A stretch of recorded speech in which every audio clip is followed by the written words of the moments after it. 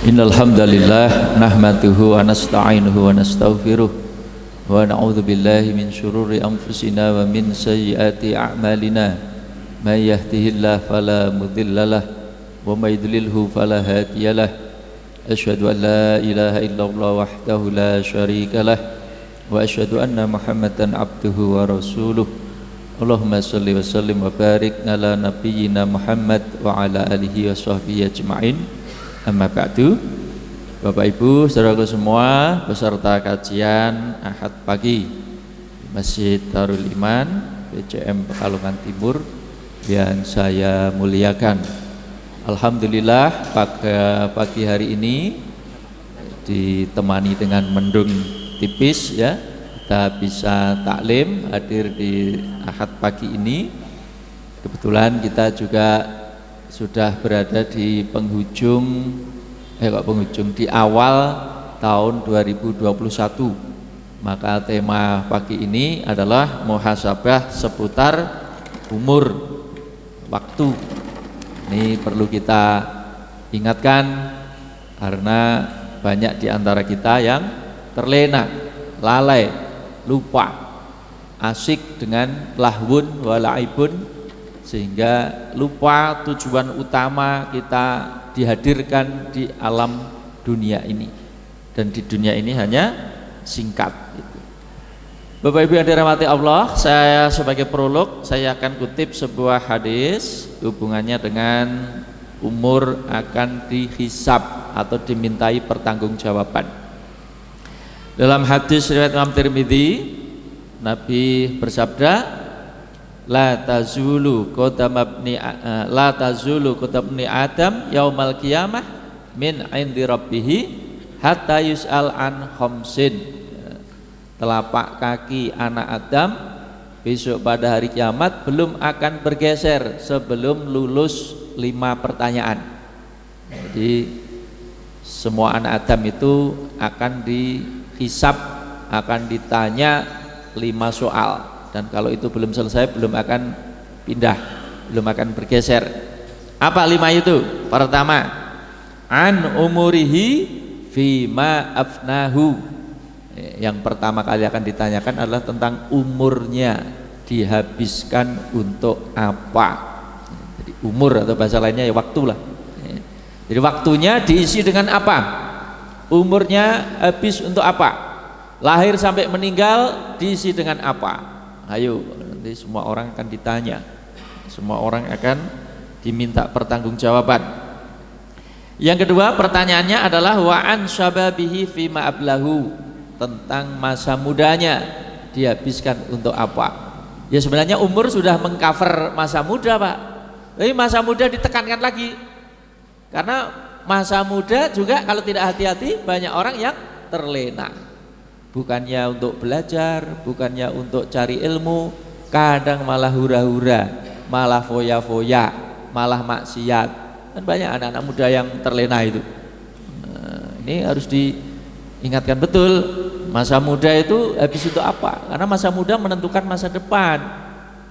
Kalau tidak pandai mengisi masa muda dengan hal yang bermanfaat, nah, tua tinggal menyesal. Opo disi aku kuliah ora rambung, ngopo dhisik aku kuliah mondok jebol ora rampung, ngopo dhisik aku nak diulang bolosan.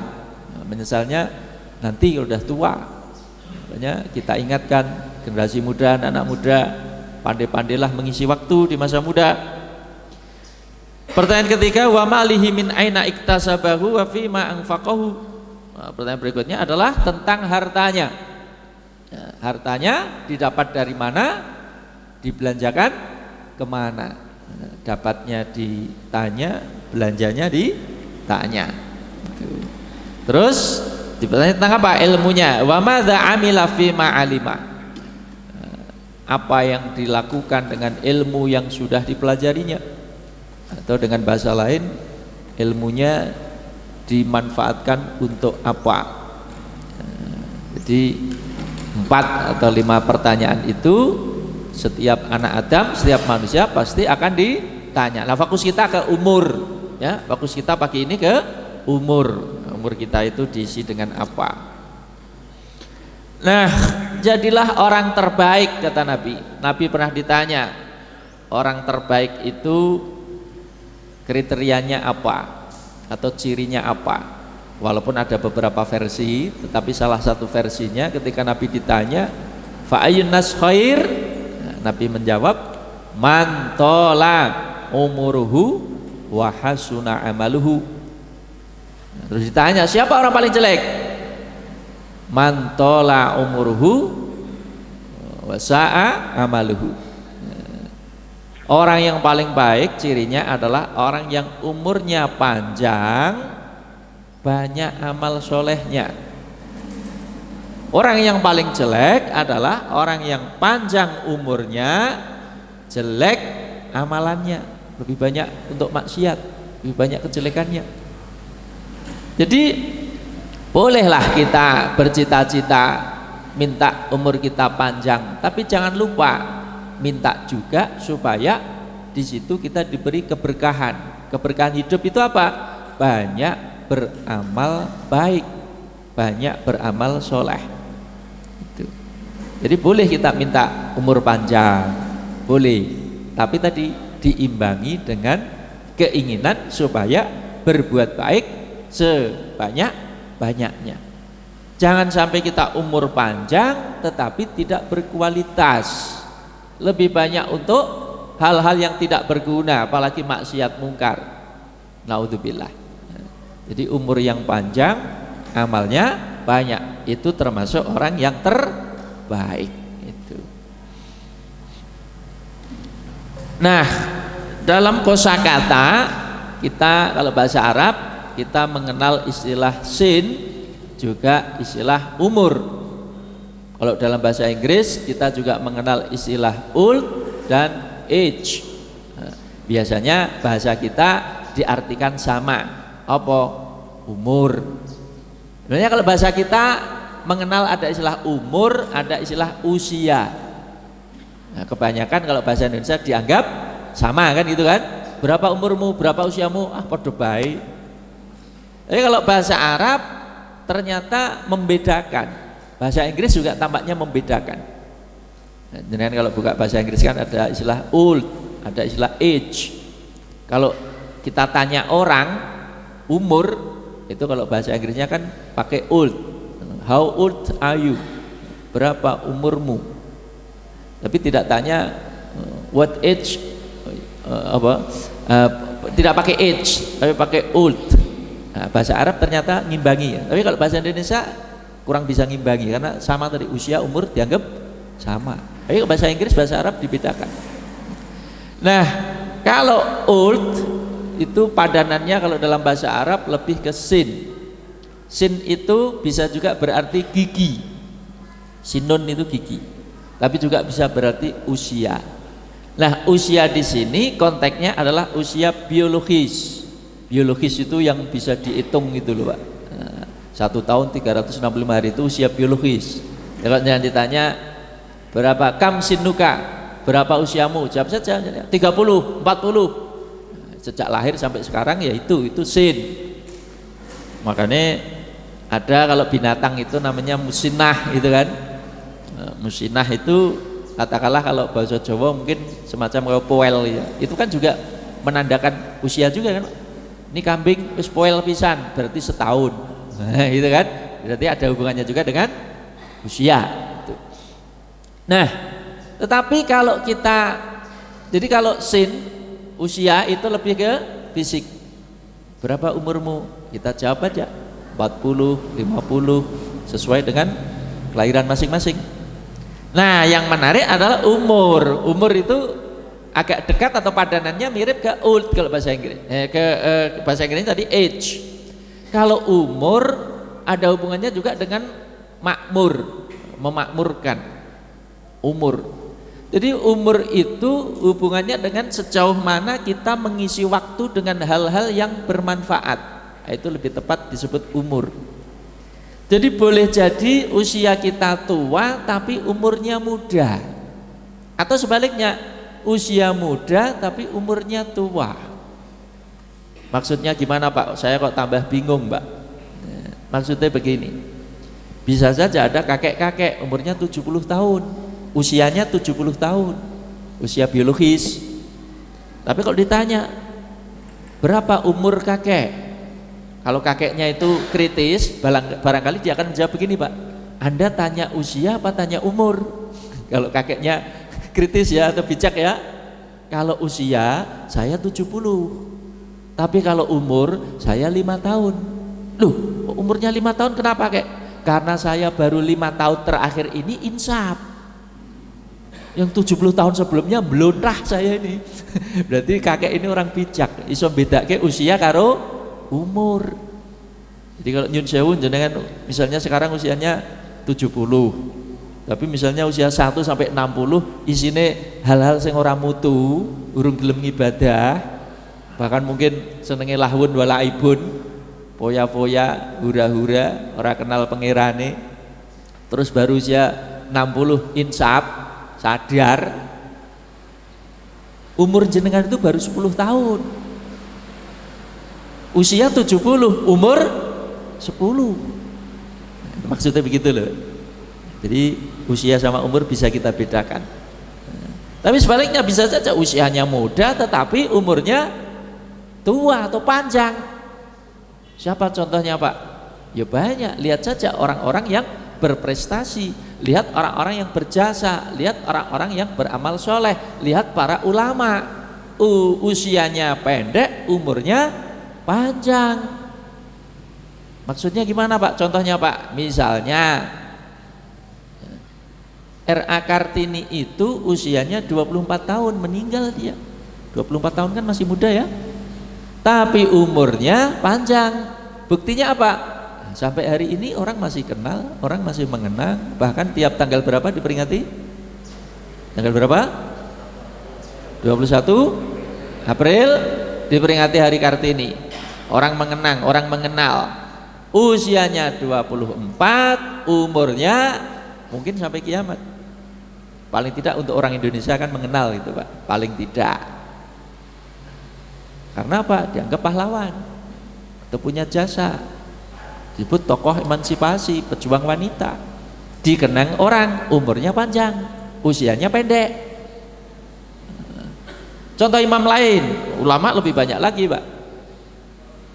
Imam Nawawi, penulis kitab Raudhatul Thalibin, Riyadhus Shalihin, kitabnya banyak, usianya hanya kepala 40-an, kepala 4. Tidak terlalu tua kan, tidak terlalu panjang kan, tapi umurnya sampai kiamat dikenang orang. Kalau orang Islam terutama santri, orang IAIN pasti kenal Imam Nawawi, ulama besar. Usianya hanya sekitar 40-an, umurnya sampai kiamat dikenang orang. Itu disebut usianya pendek, umurnya panjang. Yang tadi usianya panjang, umurnya pendek. Nah, kita mau yang mana? Nah, mau hanya usia panjang tapi umurnya pendek, apa milih yang atau tadi usianya panjang, umurnya juga panjang? Ya semoga lah. Nah, yang penting umur itu ada kaitannya dengan bagaimana cara kita memakmurkan usia, diisi dengan apa. Kalau kita banyak jasa, banyak peran, banyak amal, panjang nama kita, panjang umur kita. Tapi kalau ya biasa saja, ya semua serba biasa, ya mungkin cucu kita saja mungkin sudah tidak mengenang kakeknya, atau buyut itu sudah tidak kenal buyutnya. Hanya sependek itukah umur kita? Dalam hitungan berapa puluh tahun sudah tidak ada yang mengenang, sudah tidak ada yang kenal. Itu. Oke, selanjutnya saya akan mulai dari singkat saja fase-fase kehidupan kita. Tentu mengacu kepada istilah-istilah yang dipakai dalam literatur fikih ya. Itu. Oke, yang pertama kita mengenal fase janin. Janin itu fase di mana kita masih di dalam perut ibu kita, janin. Nah, setelah bertemu sperma dan ovum dengan izin Allah, takdir Allah, calon kehidupan itu tumbuh dan berkembang. Pelan tapi pasti tumbuh berkembang. Hingga akhirnya usia kita 120 hari atau 4 bulan. Allah dalam hadis Nabi diterangkan, Allah meniupkan ruh ke janin itu. Usia 120 hari ditiupkan ruh, mulai ada tanda-tanda kehidupan lebih konkret lagi. 120 hari nyawa kita ditiupkan. Nah, 9 bulan lebih sedikit dengan izin Allah kita terlahir ke dunia ini. Ada yang prematur, ya 7 bulan, 8 bulan sudah keluar. Ada yang nyun sewu malah keguguran, baru berapa bulan malah ora sida lahir. Ya macam-macam. Nah, kita yang diizinkan untuk terlahir ke dunia kurang lebih tadi 9 bulan di perut ibu kita, lahirlah kita menjadi bayi. Nah, ini istilahnya ada beberapa istilah dalam literatur fikih, tapi saya akan menyoroti fase 2 tahun dulu ya. Sejak kita lahir sampai 2 tahun fase masa-masa kita disusui oleh ibu kita, karena kita dianjurkan ibu-ibu untuk menyusui putra-putrinya selama 2 tahun. Fase 2 tahun kita dalam penyusuan ibu kita. Nah, selanjutnya ada istilah dalam bahasa Arab itu marhalah at-tufulah atau disebut at-tifl ya. At-tifl itu kosakata kita terbatas, hanya diartikan anak-anak. Jadi nyun sewu Pak, kalau bicara kosakata kadang-kadang ada bahasa yang lengkap, ada bahasa yang kurang lengkap. Kurang lengkap itu ora iso ngimbangi. Kosakata bahasa Arab itu termasuk yang kaya, bahasa Inggris juga kaya. Tetapi kadang-kadang kalau diterjemah ke bahasa Indonesia, bahasa kita kurang bisa ngimbangi. Nah, itu ya sama. Nanti anak-anak, kita kosakata kita itu anak kecil itu hanya anak-anak. Tapi kalau nanti bahasa Arab kita akan ketemu beberapa istilah. Itu. Yang pertama adalah istilah at-tifl ya, marhalah at-tufulah, masa anak-anak. Maksudnya tifl itu apa? Tifl itu ya, walaupun tentu ada beberapa versi pendapat ya, tapi salah satu yang saya petik di sini adalah fase lahir sampai mumayyiz, itu disebut tifl. Jadi lahir sampai mumayyiz. Mumayyiz itu umur berapa kurang lebih? Mumayyiz itu fase ketika anak sudah bisa membedakan hal-hal yang ringan, wis iso bedake. Tengen karo kiwa wis iso bedake. Apik karo elek sing ringan-ringan iso bedake. Ayah karo ibu wis iso bedake. Duit 100 karo 1000 wis iso bedake. Yang ringan-ringan ya. Itu kurang lebih umur 7 tahun, 8 tahun, itu disebut mumayyiz. Jadi fase anak lahir sampai sekitar umur 7 tahun atau masuk SD, nah itu tifl, anak. Tapi anak dalam rentang itu. Nah, ya tentu kita pernah mengalami masa-masa itu. Tapi kita singkat karena itu masa lalu. Nah, berikutnya tadi ya fase mumayyiz. Kita masuk fase mumayyiz umur 7-8. Sudah bisa diberi pengertian yang sederhana-sederhana. Contoh pengertian sederhana itu tadi, Dek, nak maem astone sing tengen dhisik. Tengen itu yang mana? Yang ini. Jadi beberapa hari kemudian wis mudeng, iki sing tengen, iki sing kiwa. Bedake ayah karo ibu wis iso. Nah, nyeluk iki ayah, nyeluk iki ibu.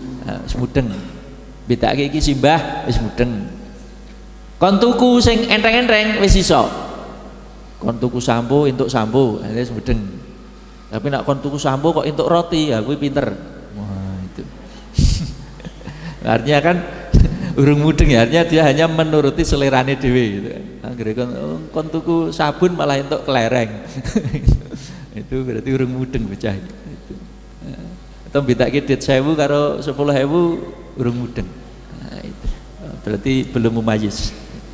Nah, kalau fase mumayyiz sudah mulai diajak untuk sholat umur 7 tahun 8 tahun anak kita mulai diajak sholat Pak. Kalau kita sholat misalnya pas jamaah di rumah sudah mulai diajak, dilibatkan, walaupun karo kuda-kudaan, karo pelayon, karo gendongan, ya monggo sebenarnya dikenalke. Kata Nabi kalau udah 7 tahun ajak untuk sholat, udah mumayyiz namanya. Itu. Berikutnya fase murahaqah. Murahaqah itu fase menjelang balik, menjelang. Usia berapa murahaqah? Ya sekarang ya usia belasan lah Pak. Belasan ya, 11, 12, 13 itu fase murahaqah, mendekati balik. Istilahnya murahaqah ya. Dilongkas balik itu. Atau remaja awal kalau bahasa psikologinya mungkin ya. Kita juga pernah mengalami masa itu. Nah kalau fase murahaqah tadi bukan hanya diajak sholat lagi, diperintah sholat, bahkan sudah mulai agak keras, mulai diancam kalau belum tertib. Bahkan dalam hadis itu boleh dipukul untuk mendidik.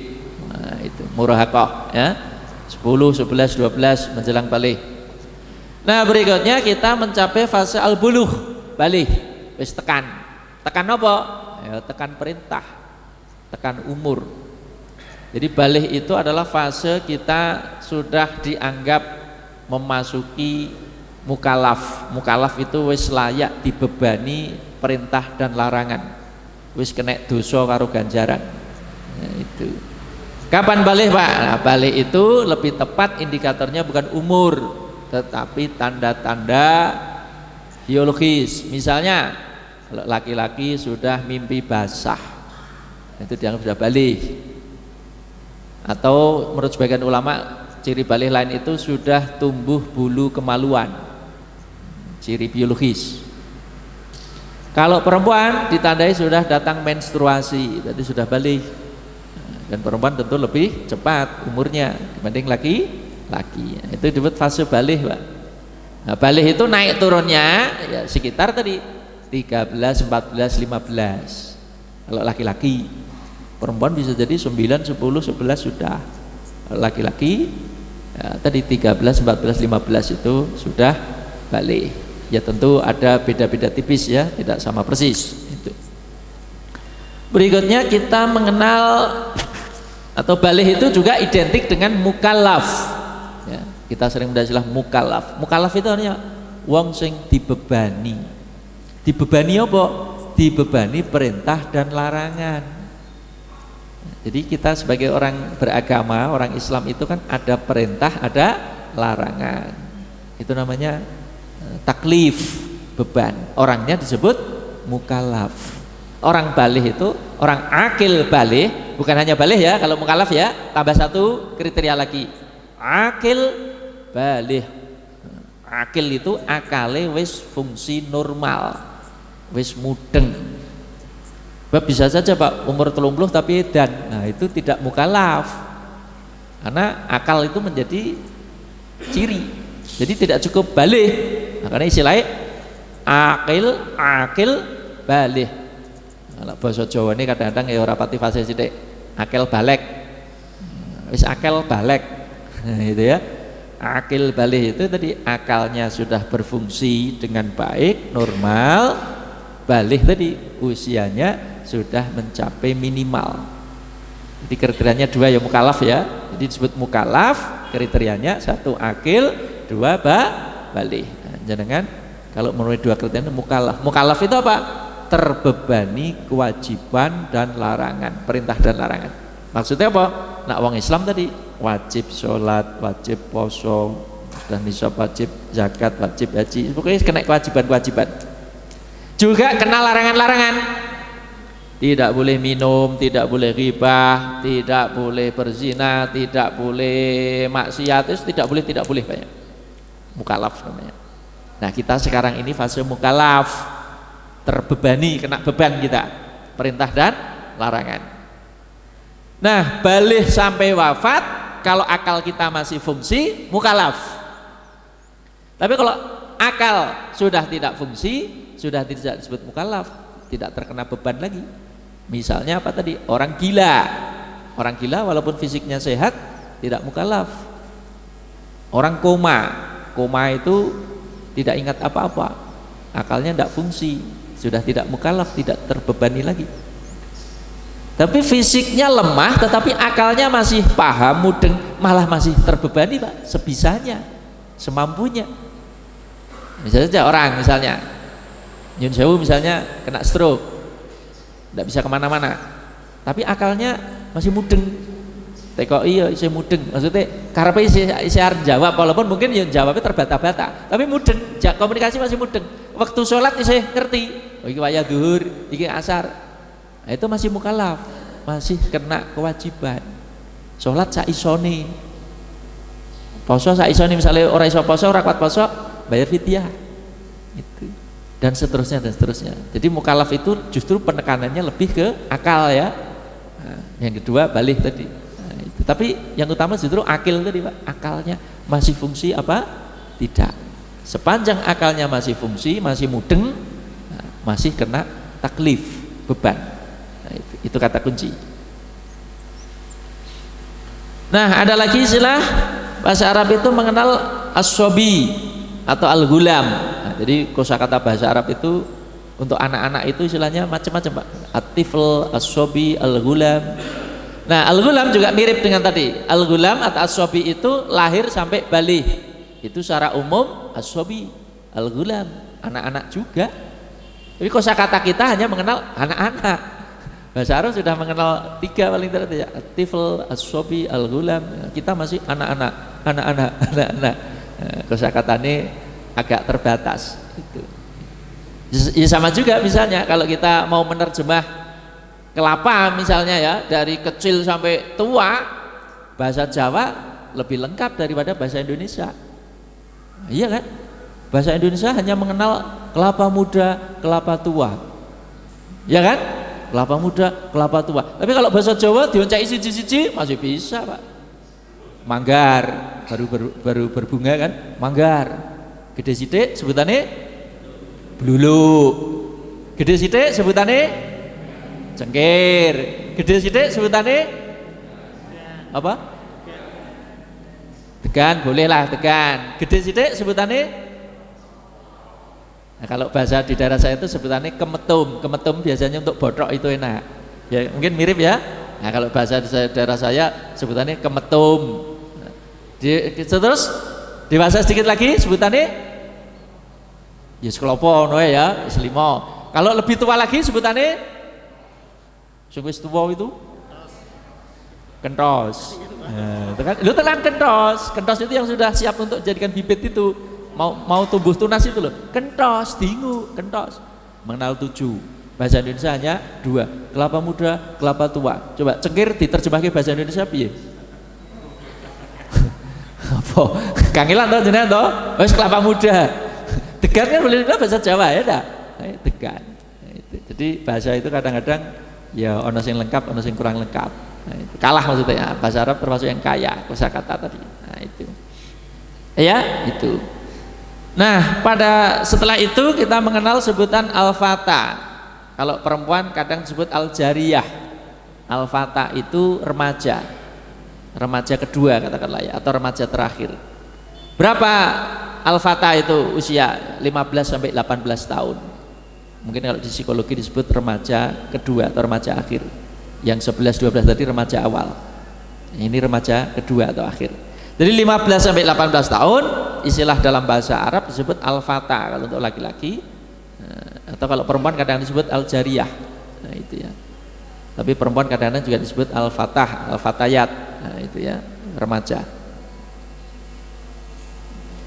Nah, berikutnya kita mengenal sebutan rusyd. Rusyd.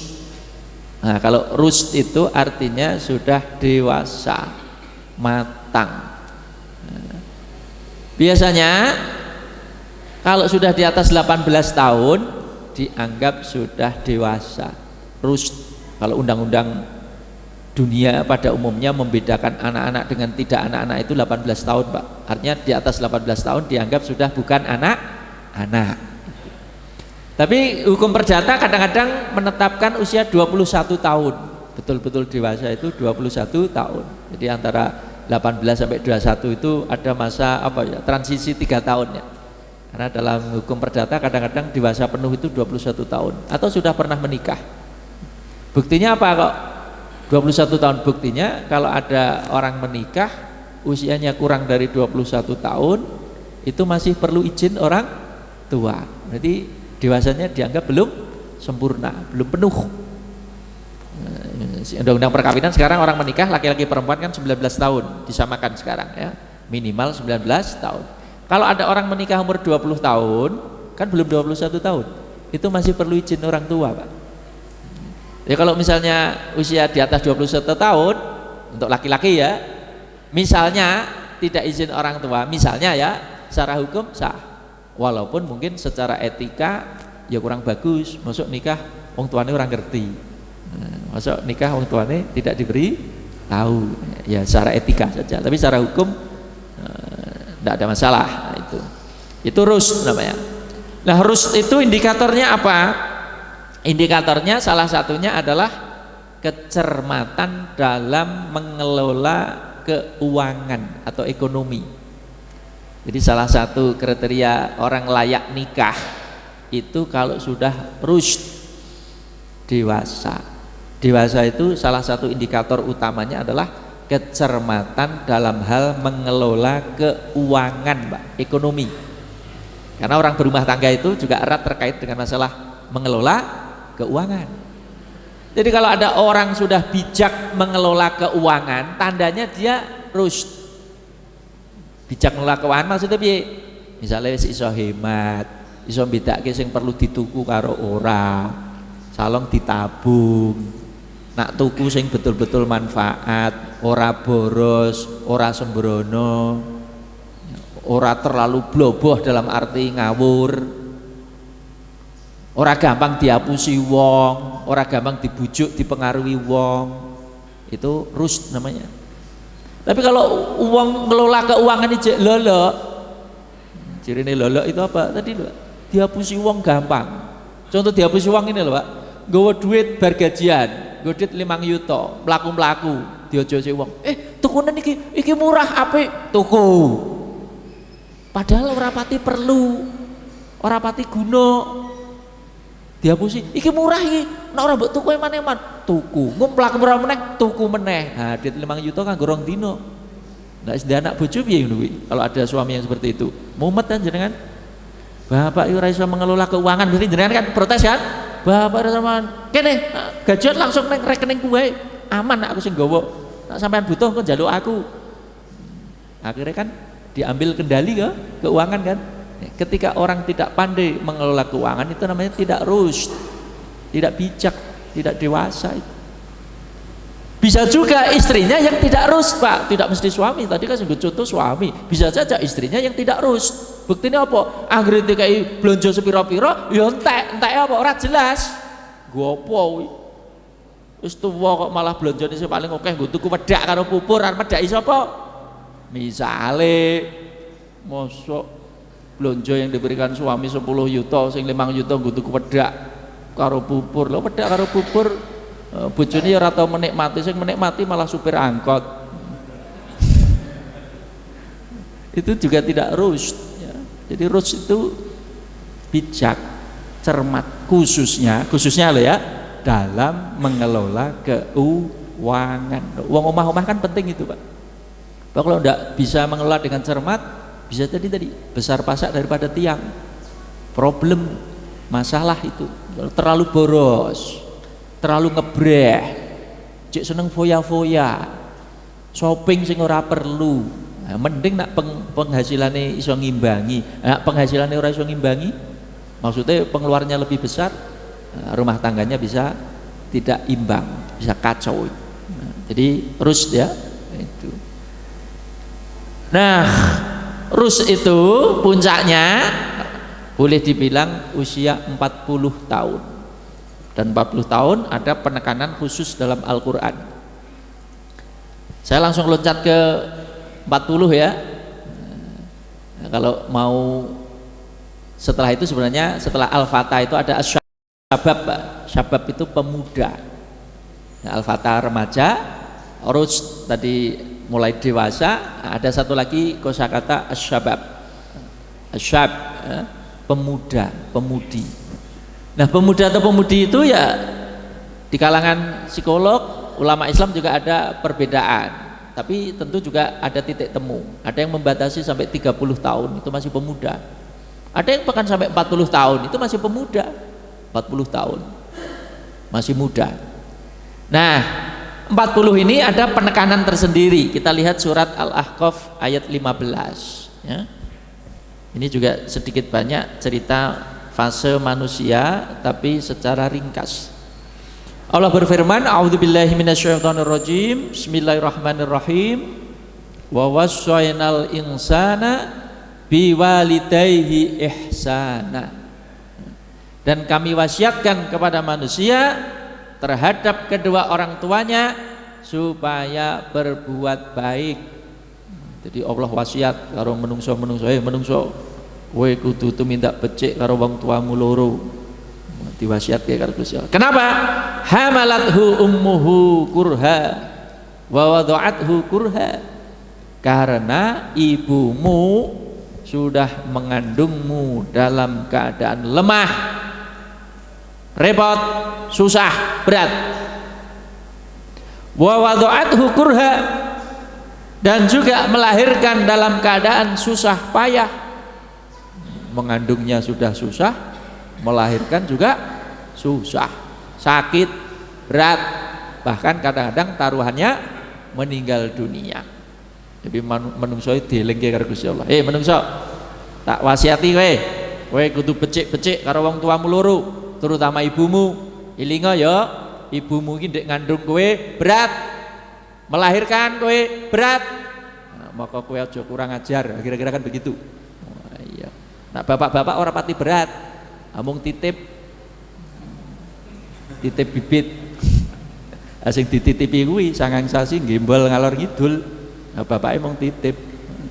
Nah, bapaknya tadi dibebani mencari nafkah, biaya persalinan, biaya tanggung jawabnya bapak. Jangan sampai bapak perannya minim. Wis orang ngandung, orang lahir ke titip bibit tok, wayah persalinan bayar malah hilang. Ngeterke tok wayah bayar malah Pak mending di. Akhirnya maratuwane sing kon bayar. Tangga kula enten sing ngoten niku masalahe. Ngeterke sregep giliran bayar kok ora ono. Jadi itu. Wa hamluhu wa fisaluhu 30 syahra. Mengandung dan menyapehnya selama 30 bulan. Mengandung dan menyapeh 30 bulan. Nah, nanti dari ayat ini juga dibuat teori, Pak. Teori batas minimal kehamilan. Jadi dari ayat ini disimpulkan oleh para ulama, teori batas minimal kehamilan yang diakui syariat itu 6 bulan. Lah kok bisa 6 bulan, teorinya gimana, Pak? Nah, tadi kan Allah berfirman, wa hamluhu wa fisaluhu 30 syahra. Mengandung dan menyapeh 30 bulan. Nah, sekarang menyapeh berapa bulan? Harusnya idealnya 24 bulan. Berarti sisa berapa? 6 bulan kan? Nah, berarti 6 bulan itu masa kehamilan tersingkat diakui dalam syariat. Maksudnya bisa, Pak? Saya urung patik dong. Maksudnya gini loh, anak itu dianggap sah apa tidak itu teorinya minimal ada 6 bulan di rahim ibunya. Kalau lebih 6 bulan diakui syariat anak sah. Kecuali kalau suaminya menyangkal itu bisa membuktikan yang lain, ini bukan anak saya ini. Tapi kalau suaminya tidak menyangkal, anak itu lahir di atas 6 bulan, anak sah. Tapi kalau kurang dari 6 bulan sudah lahir, nyun sewu, kalau teori fikihnya bukan anak sah. Anak sah suami maksudnya. Kalau ibu ya selalu sah dengan ibunya kan, ketok terus yang lahir ke sopo, suaminya maksudnya. Jadi kalau misalnya ada orang Januari nikah, akad nikah, Maret bayek, berapa umurnya? 3 bulan, 2 bulan kan? Bukan anak sah secara fikih. Saya bicara fikih, saya tidak bicara hukum positif. Hukum positif itu hukum negara. Saya bicara fikih. Fikih itu hukum Islam. Kenapa? Anak itu lahir kurang dari 6 bulan. 5 bulan, Pak. Januari nikah, Mei bayek, bukan anak sah. Tidak ada 6 bulan. Tapi kalau Januari akad nikah, Juli melahirkan, boleh disebut anak sah. Walaupun bisa jadi, bisa jadi atau patut diduga wis inden dhisik. Inden iku ora mung mobil rok tiba anak inden. Urung wayahe wis inden. Kenapa? Lebih dari 6 bulan. Walaupun sudah membuka peluang pelanggaran.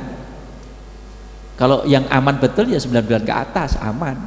7 bulan ya masih jadi tanda tanya orang. Tapi secara fikih diakui. Nah, salah satu teorinya pakai ayat ini.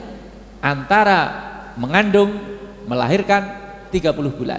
Kalau dibuat minimalis tadi, dipotong untuk menyusui 24 bulan, tersisa masa mengandung 6 bulan. Nah, itu sedikit nambah.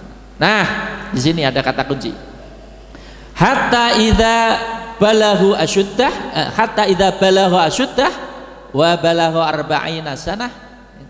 Hingga ketika ia sudah mencapai usia matang, dewasa, wa balagha arba'ina sanah, dan mencapai usia 40, mencapai usia 40, dewasa dan 40. 40 itu boleh dibilang puncak kedewasaan. Makanya Nabi Muhammad diutus jadi Rasul usia 40. Banyak orang di usia 40 itu boleh dibilang puncak prestasi, puncak karir, puncak kesehatan, puncak itu 40 secara umum. Nah, kalau sudah usia 40 kola, dia berkata atau berdoa. Apa doanya? Rabbi auzi'ni an ashkura ni'mataka allati an'amta alayya wa ala walidayya wa an a'mala sholihan tardahu wa aslih li fi dzurriyyati inni tubtu ilaika wa inni minal muslimin. Jadi ini fase kehidupan manusia diterangkan ya, sejak dari kelahiran, janin, lahir sampai matang, dewasa, sampai puncaknya usia 40. Nah, hendaknya ia berdoa dengan doa tadi. Rabbi auzi'ni an ashkura dan seterusnya. Berarti ketika kita sudah usia 40 tahun, berdasarkan ayat tadi, hendaknya kita satu hendaknya. Kita kan rata-rata ini sudah di atas 40 kan? 40, saya yakin sudah di atas 40. Saya sendiri sudah 44 Pak. Nah, itu sudah 40 ke atas. Kebanyakan ini sudah 40 ke atas. Nah, di usia 40 itu hendaknya pertama tadi meningkatkan rasa syukur atau berbakti kepada kedua orang tua. Biasanya bocah umur-umur 40 itu sudah bisa menyadari, bisa lebih hormat pada orang tuanya. Sebelumnya itu urung pati iso Pak. Nyun sewu Pak, jenengan amati, jenengan gadah lare, ije umur-umur remaja, pemuda, nyun sewu karo wong tua kadang-kadang urung iso ngajeni, urung iso sopan, urung ngerti unggah-ungguh, terutama karo ibu kadang-kadang iso maneni, nggih mboten. Iso nyiyo-nyiyo, iso getak-getak, iso ngakon-ngakon, iso nyalah-nyalahke. Iki bocah. Kebanyakan begitu, Pak. Tapi kalau kita udah usia-usia 40 terutama, termasuk saya ini udah 44 tadi, baru kita menyadari, ya Allah, wong tuaku dhisik lek gedhekke aku, lek berkorban aku, nggo sedulur-sedulurku. Wong dhisik kan anake akeh-akeh, Pak. Ya kan? Anake 8, 9, 12, 14 kalong loro, 14 kalong papat. Wong dhisik kan begitu. Padahal larang pangan, lu makani piye? Esuk pakani diwul, sore sego, esuk dingetke sego meneh sing ndek sore mau. Cerita wong dhisik kan begitu kan? Tahun 50, tahun 40, 50 swidak yang hidup masa-masa itu, wah larang pangan Pak, mangan ini angel. Ayo, kita bayangkan, wah iya wong tua dhisik iki ngopeni anak songo iki piye? Angel, tapi nyatanya yo iso. Kita baru menyadari atau lebih menyadari di usia-usia itu, urung le ngragati sekolah. Kadang-kadang direwangi apa? Wong tua poso, mengurangi mangan. Kadang-kadang tanduran urung waya panen wis digadekke, uwit dilelang, SK di sekolahke terus neng bank ora tau lulus-lulus, ora tau wisuda SK-ne. Lah nje, urung rampung sekolahke, urung rampung sekolahke. Ora pinter-pinter di sekolahke seprono sprene. Lah nje. Lha itu kan perjuangan wong tuwa direwangi isin. Gadekke iki adol iki nebus iki ya. Nah, kita mulai menyadari karo wong tua luwih sopan, luwih ngajeni, nak tahu diri ya dibales nak iso. sing duwite akeh, monggo Bu kula umrohke. Monggo Bu kula daftarke kaji. Monggo Bapak Ibu kula ya pokoknya intine itu muncul itu di usia-usia 40 Pak. 40 50 baru kita menyadari. Ya memang ayatnya di usia-usia itu kita. Jadi makin bertambah syukur kepada orang tua, berbakti pada orang tua. Yang kedua tadi an asykura, supaya kita lebih pandai bersyukur lagi. Kenapa? Di usia 40 ini boleh dibilang kita itu wis jelas Pak, nikmate iki wis ketok jelas. Melok-melok. Jenengan nak dioncai umur 40 wis ketok melok-melok. Nikmate lho Pak. Daripada saya nggih contoh wong liya kan mending aku nggih contoh awakku dhewe. Niate ora pamer, mengakui nikmat. Tahadus bin nikmah. Saya umur 44 sekarang. Nak ditekoki kurang syukur apa? Sekali lagi bukan pamer. Tahadus an nikmah. Tahadus nikmah itu apa? Mengakui nikmat. Saya bersyukur kepada Allah, bukan pamer. Kuliah, sekolah iso tutuk pol. S3 rampung 36. Ndak setiap orang bisa sekolah pol. Kadang SMA wis medhot. Ini ya nikmat. Usia 40 wis pol, akeh sing pol, boleh dibilang wis pol saya. Sekolah wis pol. S4 ora enek masalah ya. Aku wis rampung S3, golek S4 wis ora enek. Enekno aku ya pengen nambah jane. Lah iya. Bojo wis duwe. Anak alhamdulillah Pak, aku diparingi 5 Pak.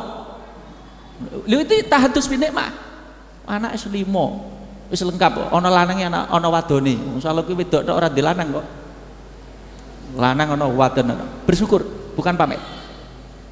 Pekerjaan tetap alhamdulillah.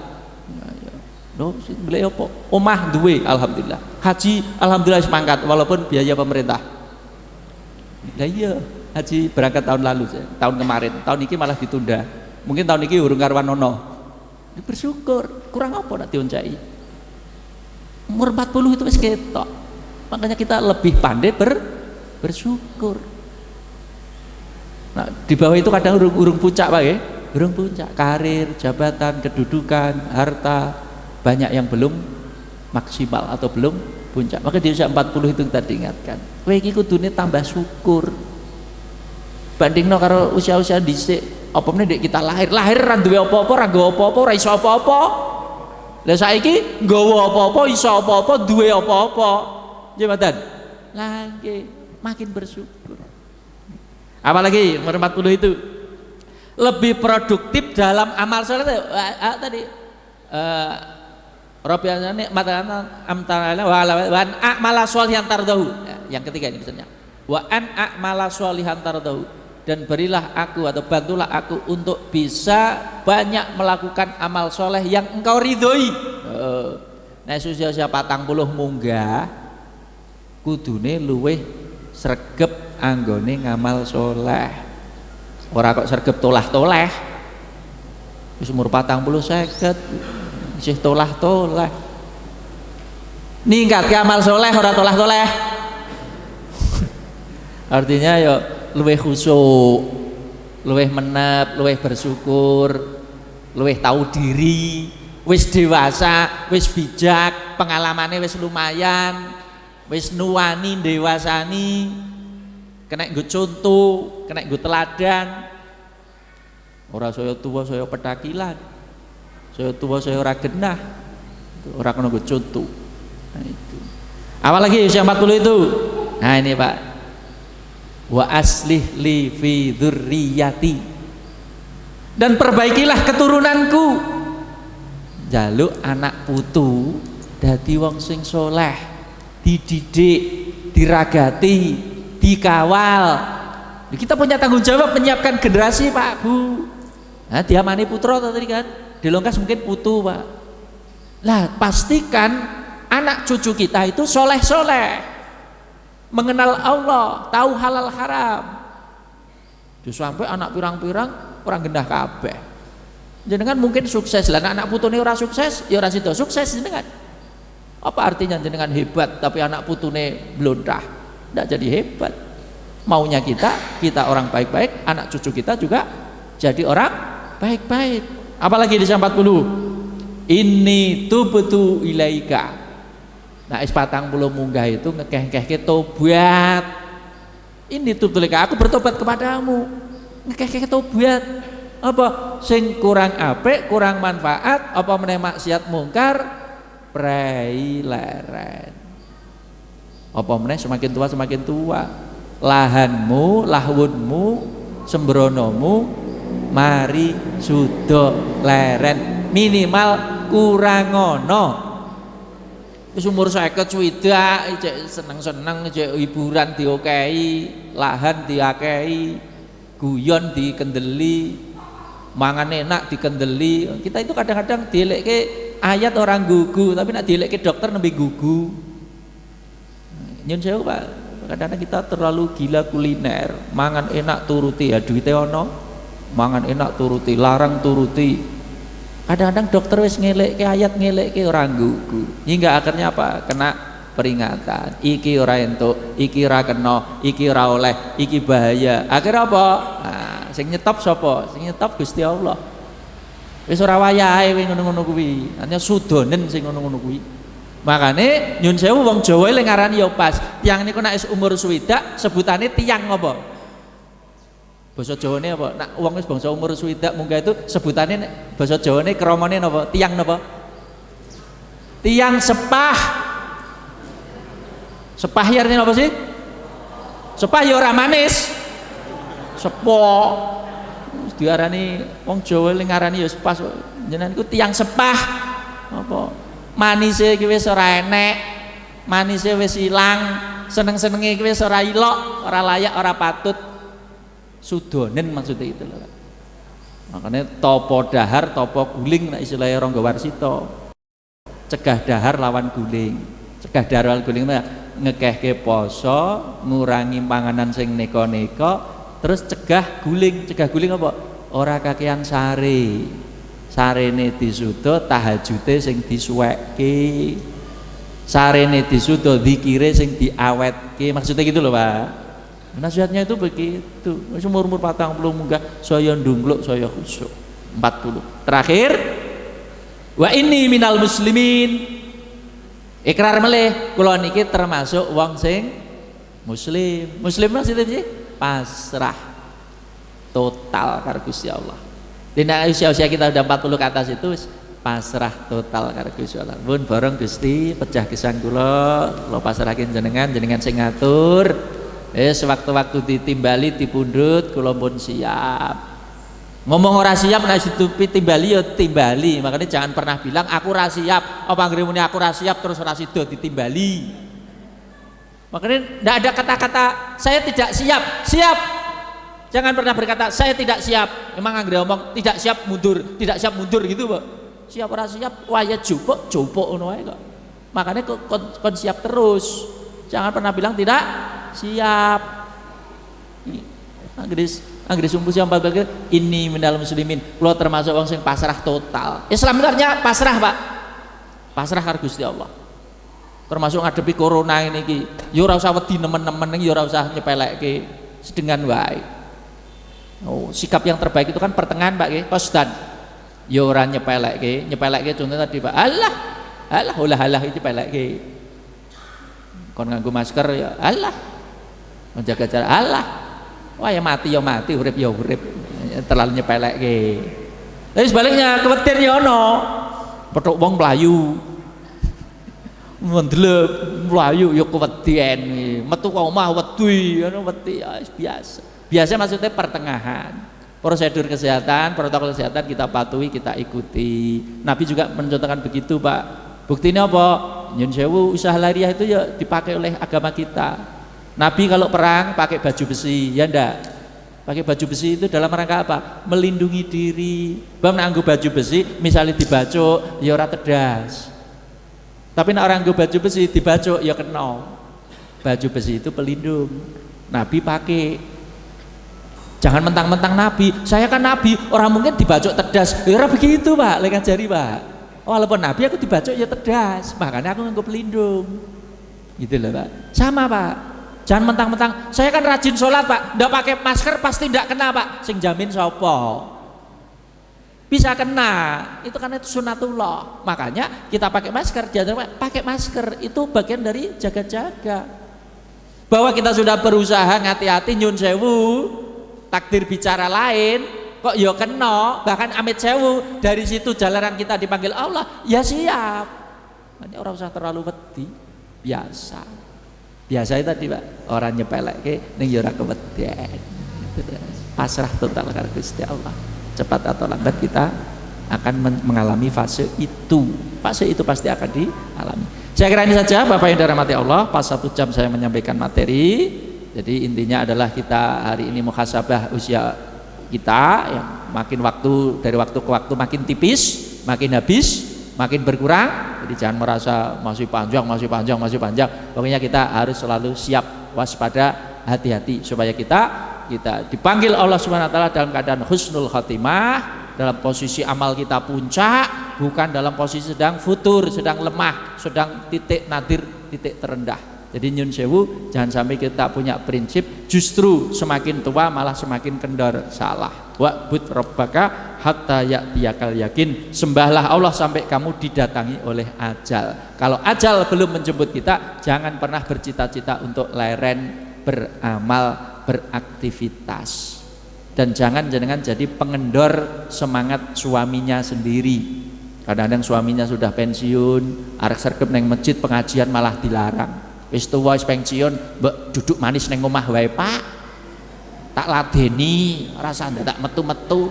Salat neng omah wae ora usah nggo payung dadak neng masjid barang ngopo. Malah jenengan sing ngendon-ngendoni wong arep ibadah. Justru nak wis sepuh ibadahnya harus puncak. Kalau perlu dipanggil Allah dalam posisi puncak ibadahnya. Lagi ibadah, lagi jamaah, lagi pengajian, lagi ngresmekke pembangunan, lagi jadi ketua panitia, mati puncak ibadah. Jangan malah sebelumnya itu hebat, semangat, begitu akhir-akhir malah loyo di rumah, meninggalnya malah kecepit lawang kamar mandi. Ya. Apa sih arti bangga gitu? Lebih baik mati terhormat ketika sedang meresmikan pembangunan pondok pesantren, nutuk gong, dong, gongnya balik, bablas. Kan terhormat. Dimana mati kecepit lawang kamar mandi. Nyun sewu gitu. Ya, ini kan pilihan gitu ya. Demikian Bapak Ibu yang dirahmati Allah. Kajian kita pagi hari ini, terima kasih atas kehadirannya, mohon dimaafkan. Kita tutup dengan doa. A'udzubillahi minasyaitonirrajim. Bismillahirrahmanirrahim. Alhamdulillahirabbil alamin. Hamdan syakirin hamdan na'imin hamdan katsiran thayyiban mubarakan fih. Allahumma shalli wa sallim wa barik ala nabiyyina Muhammad wa ala alihi wa sahbihi ajma'in. Warda 'anna ma'hum bi rahmatika ya arhamar rahimin. Allahumma fir lana dzunubana wa khotoyana kullaha wa li walidina wa li jamil mu'minina wal mu'minat wal muslimina wal muslimat al ahya'i minhum wal amwat innaka sami'un qaribun mujibud da'wat ya qadhiyal hajat. Allahumma ajirna minan nar, Allahumma ajirna minan nar, Allahumma ajirna minan nar. Allahumma inna nas'aluka ridhaka wal jannah wa na'udzubika min sakhatika wan nar. Allahumma inna nas'aluka salamatan fid din wa afiyatan fil jasad wa ziyadatan fil ilmi wa barakatan fil rizqi wa taubatan qablal maut wa rahmatan 'indal maut wa maghfiratan ba'dal maut. Allahumma hawwin 'alaina fi sakaratil maut wa najata minan nari wal afwa 'indal hisab. Allahumma inna na'udzubika min sayyi'i fi rizqina min balatina Indonesia hadza khasah wa min buldanil muslimina amah innaka ala kulli syai'in qadir. Rabbana atina fid dunya hasanah wa fil akhirati hasanah wa qina adzabannar. Sallallahu ala nabiyyina Muhammad walhamdulillahi rabbil alamin. Alhamdulillah jazakumullahu khairan wa alfu minkum. Assalamualaikum warahmatullahi wabarakatuh.